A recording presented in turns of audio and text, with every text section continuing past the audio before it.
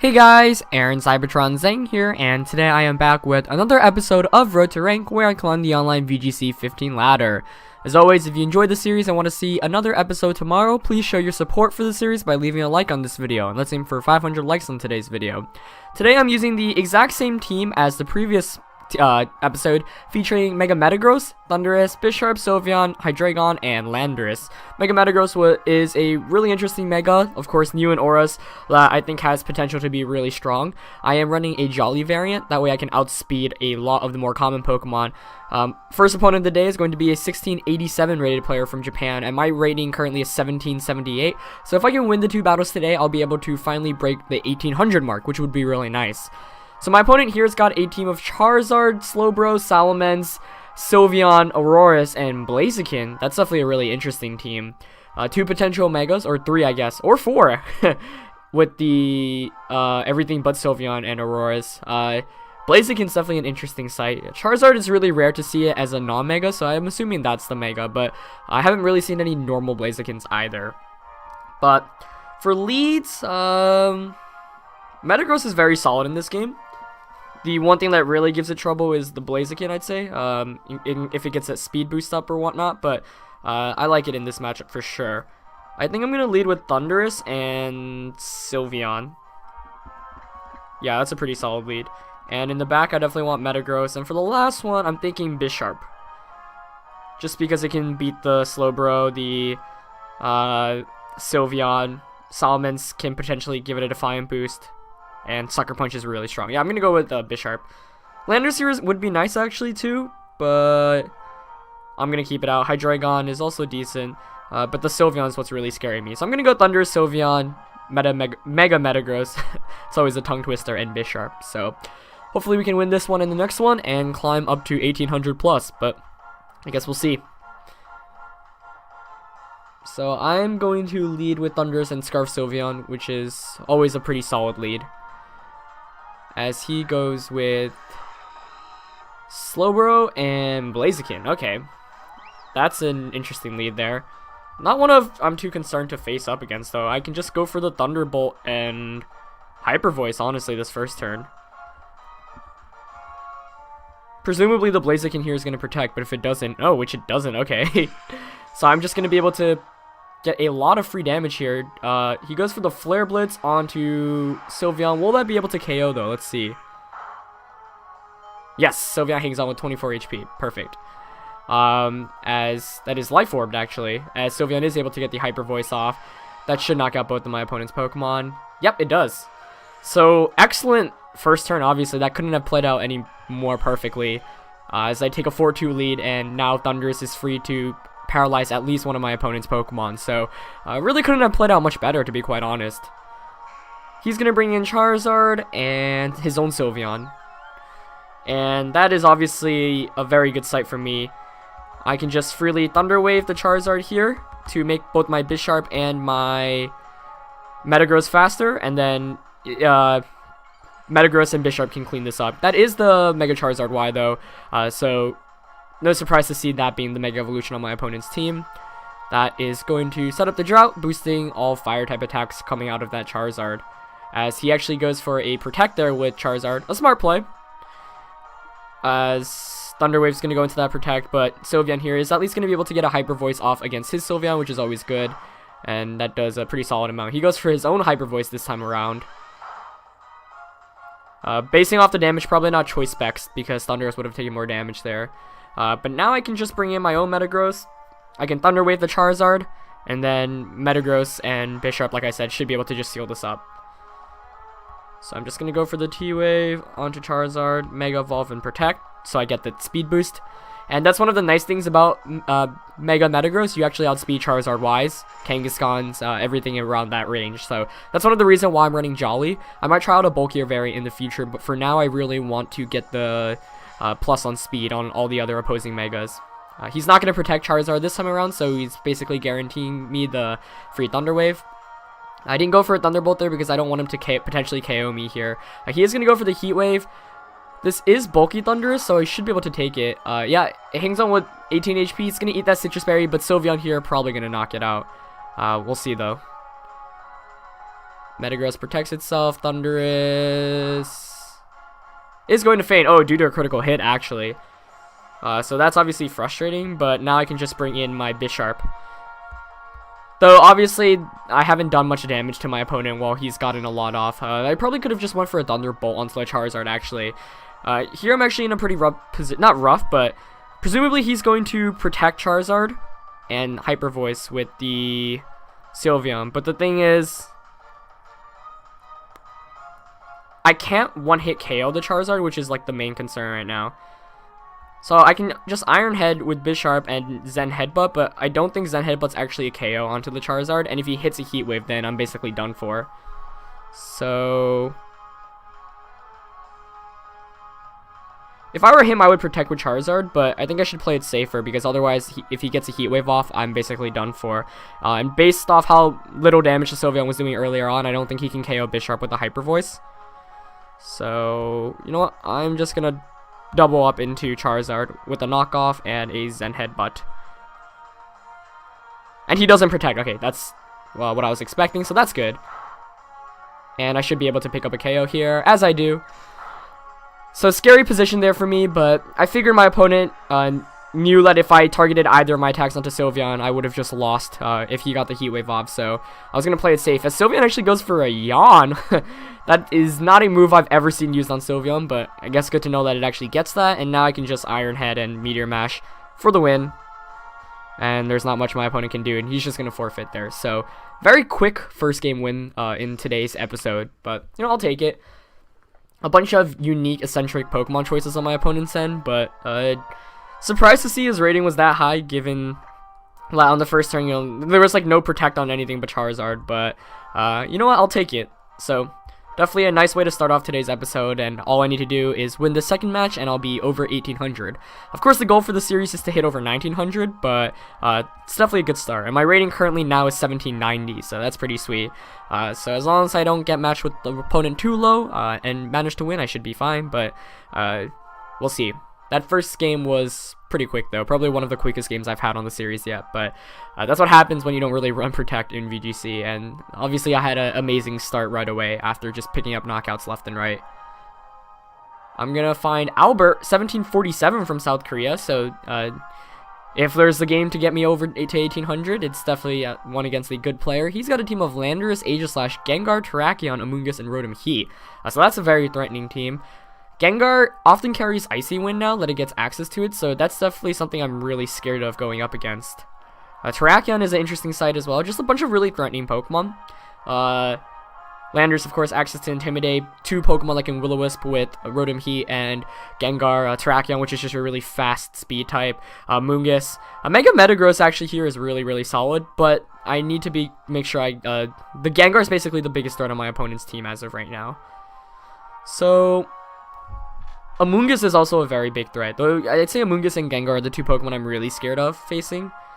I don't think I'm going to bring Thundurus this game, though it is very tempting to bring it just to get Thunder Waves off. And taunt the Gengar possibly too.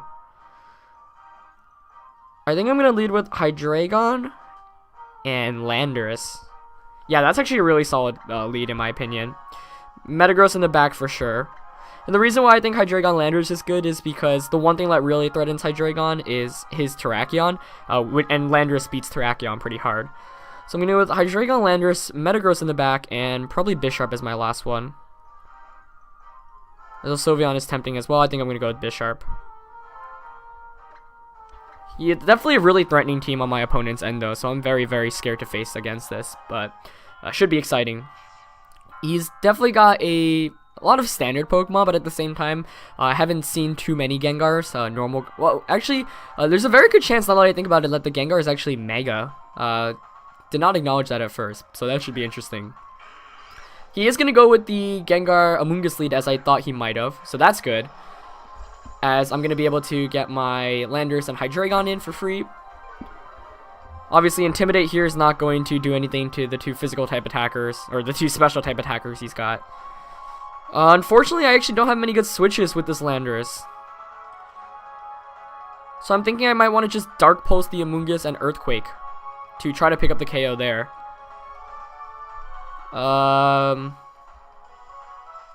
Let's see. I've got Metagross in the back, which can take care of Terrakion. Alternatively, I could Rock Slide to break a potential Focus Sash and Draco Meteor the Amoonguss. I don't want him getting any spores off, that's for sure. You know what? Yeah, I'm going to go Draco and Rock Slide. I want to break this Focus Sash from the Gengar. And since I'm Specs Hydreigon, I should be able to KO the Gengar the following turn. He is going to go for the Rage Powder, though. I'm guessing we're going to see a Will-O-Wisp, maybe an Icy Wind as well. Oh, he does go for the Icy Wind. Hydreigon actually avoids it, which is pretty fortunate there. But that's going to hit Landorus and decrease my speed. However, I do have Bisharp in the back, so if he decides to Icy Wind again next turn, that would be costly for him because he's going to give me a free boost. But Hydreigon here is going to get the Draco Meteor off, which of course is good news for me. And wow, it actually just knocks out his Amoonguss, so his Amoonguss not very specially defensive. That's good because this Rock Slide is actually going to get full powered off here, and it does connect with the Gengar, so that's really, really good for me. As almost KOs it actually, but I'm not running that much attack investment. I'm guessing we're going to see Terrakion come out here. But it's actually his own Landorus, which is even better. So definitely a very good turn 1 for me there. I picked out a knockout on Amoonguss, which means redirection is basically stopped. Now I'm thinking I want to switch into Bisharp and Draco the Gengar spot. I want to switch out Landorus, that's for sure. Yeah, I'm going to try to get rid of Gengar because I've got Metagross in the back, which deals with his Landorus perfectly fine. And if he does carelessly go for another Icy Wind, he's going to give me the free Defiant boost. So that's kind of what I'm fishing for right now. And it's pretty unlikely he'd Earthquake there. That is Gengar's, Mega Gengar, so smart of him not to Mega Evolve the last turn. I was pretty close to Earthquaking, but he smartly enough does not go for that. But let's see what Mega Gengar goes for. We're going to see U-Turn come right out from the Landorus there, so that's Scarf Landorus given how it outsped the Gengar. And this is actually a really good position for me because he's basically going to be forced to bring it back in eventually. Maybe even the next turn if I can pick up the knockout on Gengar here. And looks like my opponent's last one is Rotom. He does go for the Icy Wind, so that's really good. I get the free boost from Defiant. Oh, and it KOs Hydreigon, unfortunately. So Mega Gengar doing work there. But like I said, he is going to give me the Defiant boost, which of course is pretty sweet. However, had I knocked out the Gengar there, that would have been huge. But, you know, he did miss Icy Wind the first time around, so I can't really complain. But now I can bring in Metagross, which is pretty sweet. However, him getting in Rotom Heat was a very smart kind of play. And unfortunately, I'm not carrying Bullet Punch on this Metagross. Had I had it, I'd feel a lot better about my position. But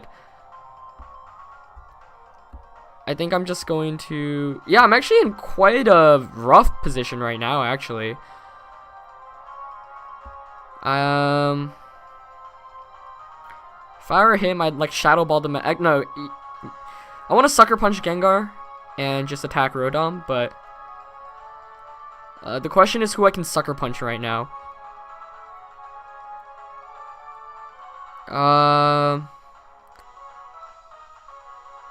Ooh, this is tricky. I think he's gonna protect Gengar here. And attack Bisharp. I think he's gonna Will-O-Wisp. If I were him, you know, I'm gonna Zen Headbutt the Rotom and also Sucker Punch it. If he does just go for attack, that Rotom is gone for. In retrospect, I don't think that was the best play I could have made, actually. I think I should have switched. Actually, I can't even switch out, so...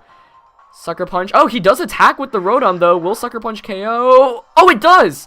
Sweet. So, he didn't go for the Will-O-Wisp there. That's really good news for me, as Gengar here is going to go for the Shadow Ball. Who does it target, though? Probably the Metagross, yep. Oh, and that Metagross is just going to go down, so that's unfortunate. However, now I get to bring in my own Landorus. He's going to be forced to bring in his own Landorus, so my Bisharp's going to be at +3 now. It's basically guaranteed a KO onto that Gengar.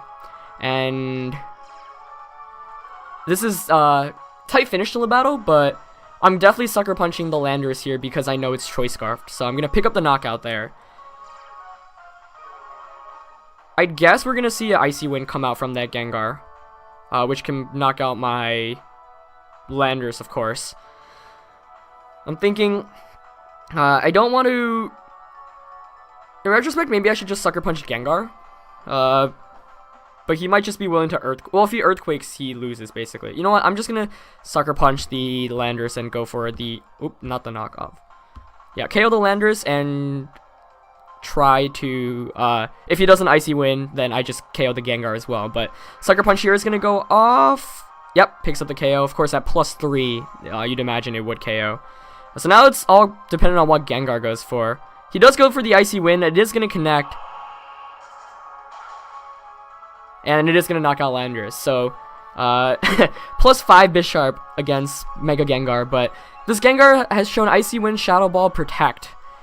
I'm not even sure if a Shadow Ball can knock me out. But, you know, I'm going to Protect here to scout out whether he's got Will-O-Wisp or any moves. Oh, he goes for his own Protect, actually. So my Protect here is actually going to fail. Now the question is whether he goes for the double Protect or not. You know what? I'm just going to Sucker Punch. I have 6 PP, so I can afford to lose a bit.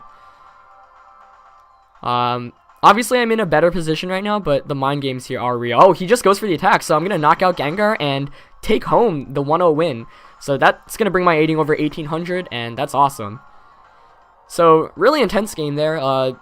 Pretty quick one as well, but definitely a hard-fought one for sure. I was really able to take advantage of the Icy Winds, though. Getting the KO on Amoonguss on the first turn was huge, obviously, as well. So, definitely an exciting battle, and also exciting because now, obviously, my rating is going to be over 1800, so final 100-point push to 1900, which should be cool. I know the first place in America spot is also not much farther than lower 1800, so hopefully in the next couple of episodes I can just hit the first place spot in America, which would be cool. But of course the goal is to try to reach 1900, maybe even reach #1 in the world.